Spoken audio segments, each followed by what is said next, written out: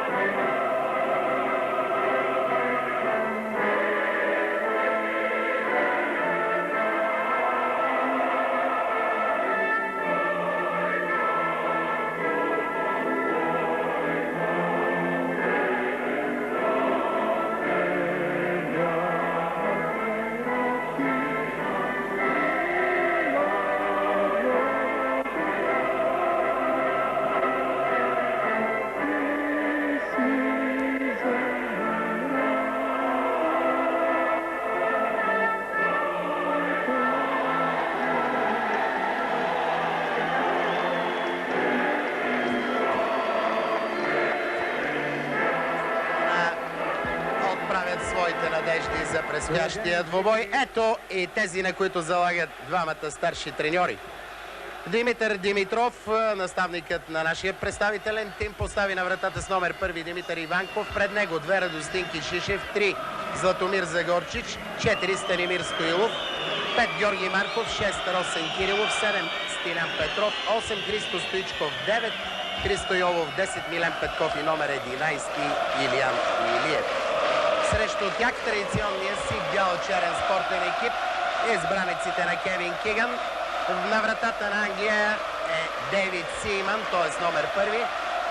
2 Фил Невил, 3 Майкъл Грей, 4 Джонатан Уотгейт, 5 Гарет Саутгейт, 6 Сол Кембъл, 7 Джими Реднап, 8 Дейвид Бати, 9 Алън Ширър, капитан на тима, с номер 10 Теди Шерингъм и с номер 11 Роби Пауър.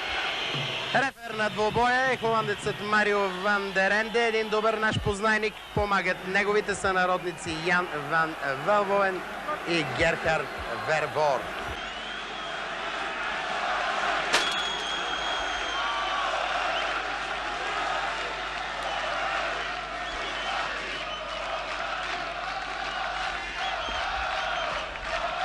Втора позиция за поляците. Те имат 9 точки. Трети са англичаните с точка по-малко и актив от 8 точки. България предпоследна с скромните 4 точки. И на последното място в тази група Люксембург без актив в играните до сега мачове. Всичко вече е готово и в този момент Ван дер Енде дава началото на двобоя.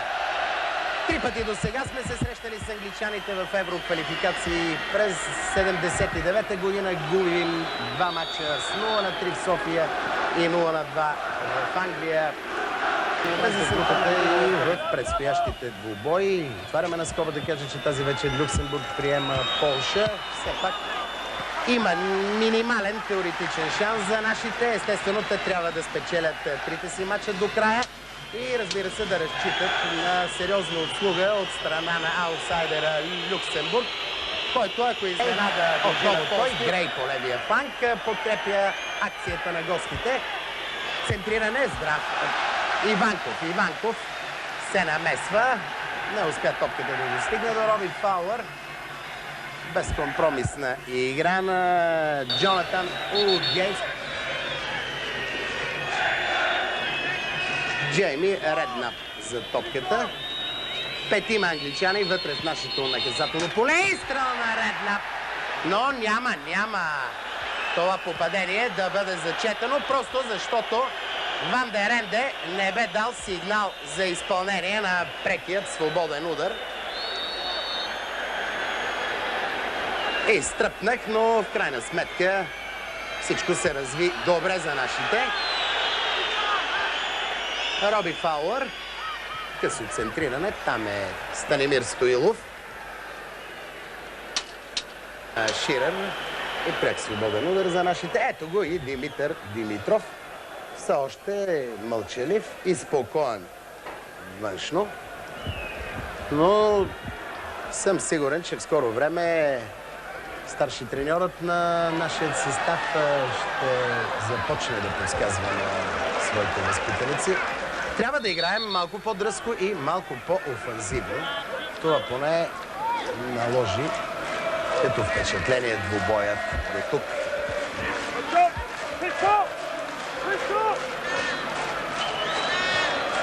Стоилов към Христо Йовов. Продължава нашата атака. Отново Стоилов. Не усети неговия замисъл. Илиян Илиев Стоилов потърси взаимодействие с Христо Йовов. Отляво Сол Кембъл преминава в нашата половина. Стилян Петров го пресреща. Тъчът е за англичаните. Изпълнен. Грей отляво центрира. Ширър много опасно. И това е 1-0 за Англия в 15-та минута на двубоя. Росен Кирилов сгреши, въпреки че бе оставен да се бори с двама англичани. Постара се Кирилов да изчисти топката. Тя остана във владение на Алън Ширър и опитният нападател по един красноречив, убедителен начин доказа реализаторските си възможности. Ето как Марков закъсня. Виждате тази битка между Росен Кирилов и Ширър. След това и двамата, и Марков, и Росен Кирилов закъсняха с намесата си. Така или иначе 1-0 в полза на гостите. Алън Ширър в 15-та минута открива резултата на стадион Българска армия.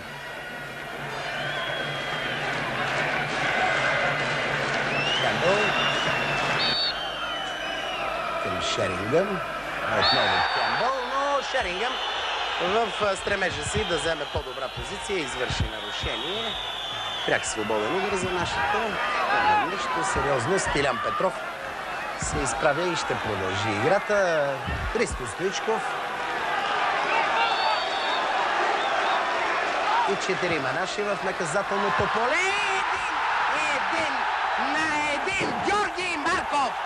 Георги Марков поправя по един великолепен начин пропуска си от 15-та минута и само 3 минути по-късно връща надеждите ни за успешно противодействие срещу англичаните. Аплодисменти, разбира се, и за виртуозно изпълнения пряк свободен удар от страна на Христо Стоичков.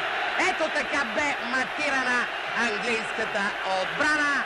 1-1 в 18-та минута на двобоя.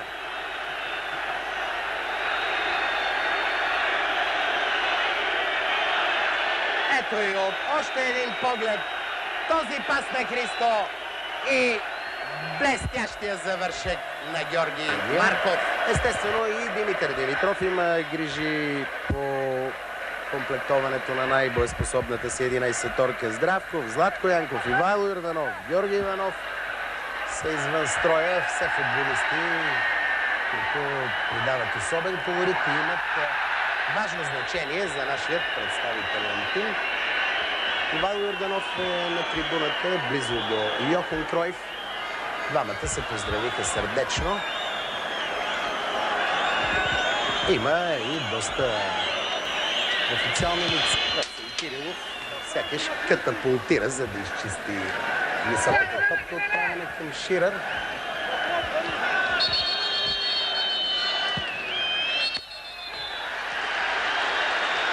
Правилно реагира Христо Стоичков, защото Ван дер Енде посочи с жест към тримата англичани в близост до топката, че трябва да изчакат неговия сигнал. Теди Шерингъм се опита да хитрува и сега слуша мъмренето на рефера, без, разбира се, Шерингъм да се притеснява от това.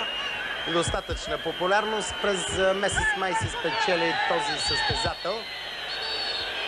Той винаги е бил спортсмен, сега проявява една част от своя характер, която не сме свикнали да виждаме. Смея да кажа, че българските любители на футбола познават отлично нещата на острова. Ширър, изстрел на Ширър, аут.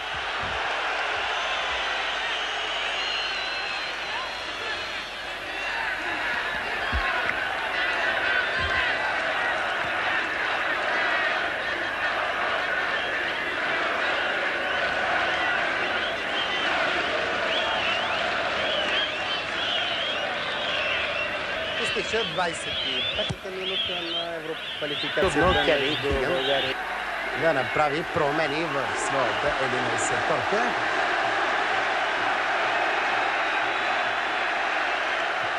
Стоичков центрира.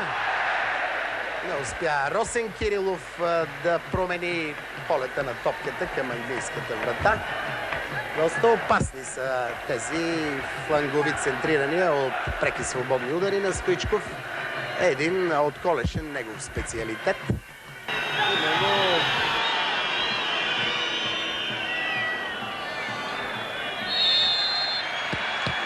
и отново нарушение. Играта е спряна. Ширър фаулира Росен Кирилов. Пачи Христо по възможно най-точния начин да се замъкне на Милен Петков, който се явява единствен като стана пред топката. Ново центрирана, отново Росен Кирилов действа респектиращо. Сега Илиян Илиев се намесва там. Успява Илиян Илиев да укрути топката, технично да я овладее. Да видим как ще я продължи, разбира се, към Христо Стоичков. Гарет Саутгейт срещу него. Стоичков влиза на скорост. Топка за Йовов и какъв пропуск! Перфектна контратака за нашите в тази 38-ма минута. Аплодисменти за трима в червено-зелен спортен екип. Илиян Илиев за това, че се пребори за топката. Към Христо Стоичков за начина, по който продължи атаката. Към Христо Йовов какво можем да кажем? Не очакваше ли топката да стигне до него? Какво ли протегна тая крак там Дейвид Бати? Но пропускаме златен шанс да поведем в резултат.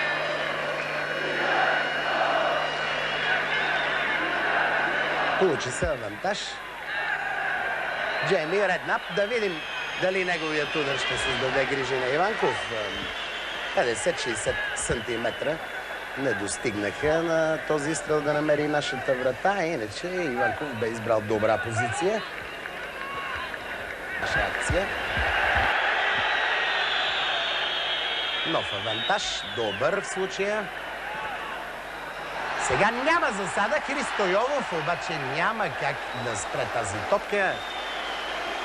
Наложи се да се обръща в движение, да я търси и български не се получи. Малянковци.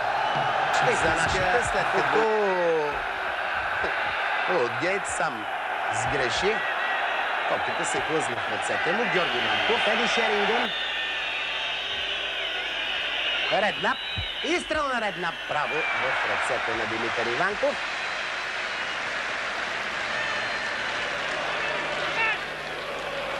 И това е края на първите 45 минути. Едно мъжко полувреме изиграха 11-торките на България и Англия.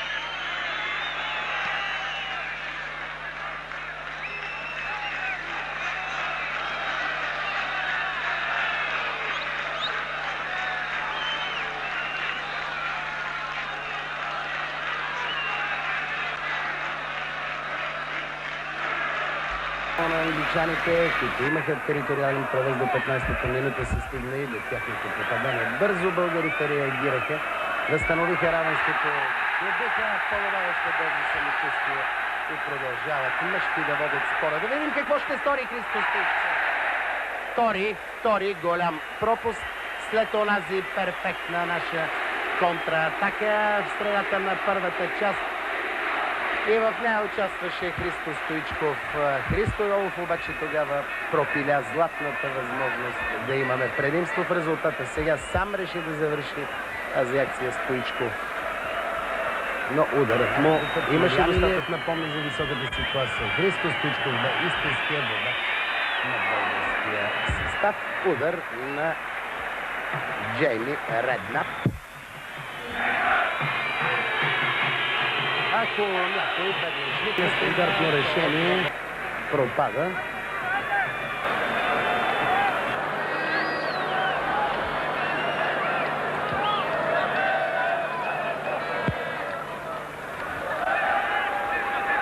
Спадна темпото на игра през второто полувреме. И това е много неприятно. Това е червен картон за Мартин Петров. За това единоборство, втори жълт картон. Ясно е в какво се превръща той. Стоичков, разбира се, не е съгласен с решението на Ван дер Енде. Държи се за лицето Мартин Петров, успокоява го Христо Стоичков. Жалко в тази 15-та минута на второто полувреме. Оставаме с човек по-малко на стадион Българска армия. Влезе в това единоборство Мартин Петров. Не се видя добре от повторението, но ми се струва, че доста пресилено Ван дер Енде приложи футболния правилник и доста строго. Ето как влезе в това единоборство Мартин Петров. Имаше сблъсък между него и срещу Албания, срещу Мексико преди това. Отново на световното първенство в Съединените щати изпадахме в числено намален състав. Изстрел сега! Да видим кой ще стигне пръв до топката. Симън изпревари Стоичков. Великолепен изстрел към вратата на англичаните. Стилян Петров, виждате на вашите екрани. Удара отправи Милен Петков. Без подготовка. И това, разбира се, е добре за българския тим. Любителите на най-популярната игра. Може би след този корнер при следващото прекъсване ще бъде извършена и смяната.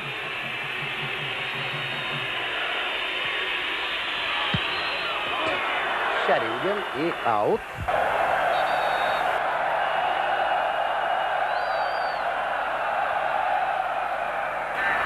Като трябва да подсили стабилността на нашия тил. Сега Шерингън обаче изниква ненадейно зад гърба на българските бранители. Загорчич с шпагат не успя да го спре.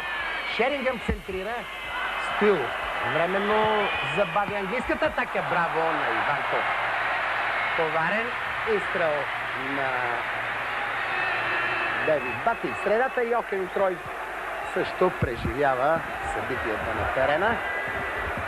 Прави чест, че такава футболна личност уважи. След това погледна и видя, че има сигнал от неговия помощник. Христо Стоичков предоставя капитанската лента на Даниел Боримиров и ще напусне играта.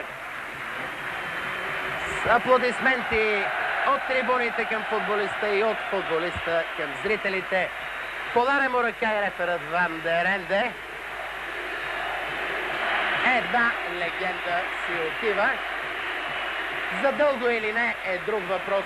Така или иначе Христо Стоичков даде всичко от себе си, за да може нашият национален отбор тази вечер да изгледа.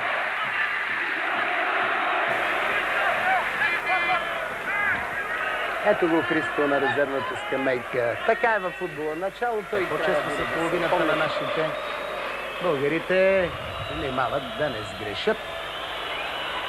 Не бива Роби Фаулър така спокойно да се разхожда в нашето наказателно поле. Девид Бати изстрел, намесва се Росен Кирилов. Атаката на гостите продължава. Фарлър и той центрира. Рикошет неприятен. Ширър. Нов рикошет. Да видим Майкъл Грей какво ще стори. Иванков сигурно лови. А на тревата Златомир Загорчич се превива и изглежда при един от рикошетите. Топката се озовала в лицето му. Там е Иван дер Енде. Аз решавам колко и до кога ще бъде спирана играта, казва той най-вероятно на Теди Шерингън. Разбра го играч с номер 10 в английския тим.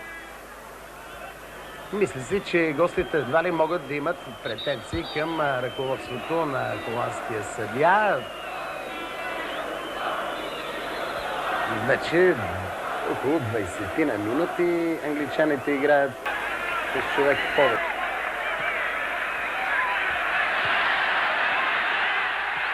Стилян Петров не се получи ударено. Все пак може да поправи грешките. Стилян Петров. И аут. Какъв втори шанс се разкри пред нашите за няколко минути. Жалко. И англичаните помогнаха за това повторение. Ето го този снаряд, който Стилян Петров отправи, заложи изцяло на сила. Приятно в нашето наказателно поле. Ново центриране. Сол Кембъл с глава. Гарет Саутгейт до него. Георги Марков дигнат флаг и засада. Сблъсък между Иванков и Хески. Налитат 3-4 наши. Трябва своевременно да се намеси Ван дер Енде.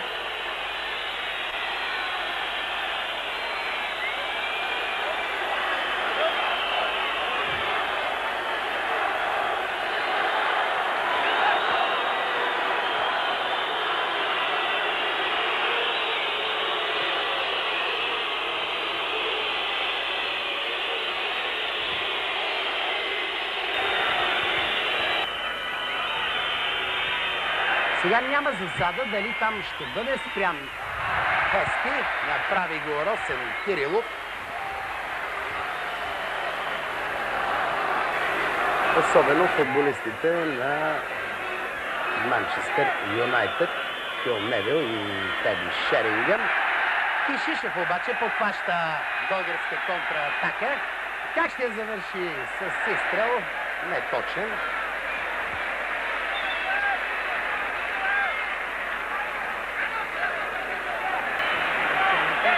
След това и положението на засада на Теди Шерингън помага.